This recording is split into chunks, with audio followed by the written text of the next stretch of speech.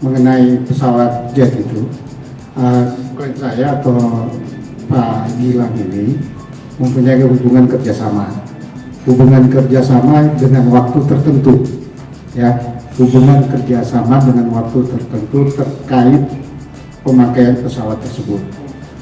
Dan sekarang sudah selesai, jadi nggak ada masalah sebenarnya. Pesawat itu ya sudah tidak tahu lagi kemana kan perjanjiannya sudah berakhir. Berarti ada kontrak? Ada kontrak. Gilang Widya Pramanah alias Juragan 99 membuat pengakuan terbaru terkait kepemilikan jet pribadi berlogo J99 Corp. Melalui kuasa hukumnya, Juragan 99 menyatakan jet pribadi seharga lebih dari 200 miliar itu bukanlah miliknya. Jet pribadi tersebut tidak dibeli oleh Juragan 99, melainkan hanya disewa dari salah satu pihak. Menurut Arman, kerjasama sewa jet tersebut kini juga telah berakhir. Pengakuan Juragan 99 kali ini berbeda dengan pengakuannya setahun lalu saat jet pribadi berlogo J99 Corp tersebut tiba di Indonesia.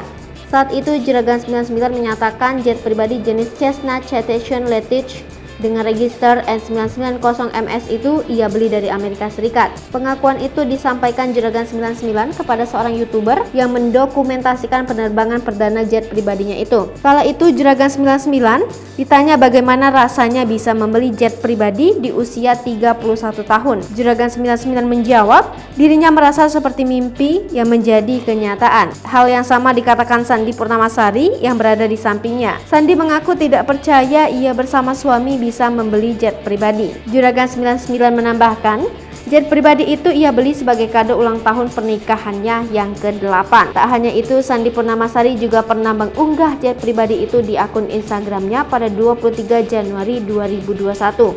Kala itu, Sandi berpose bersama suaminya dengan latar jet pribadi berlogo J99 Corp. Melalui postingannya itu, Sandi mengungkapkan perasaannya saat bisa membeli jet pribadi.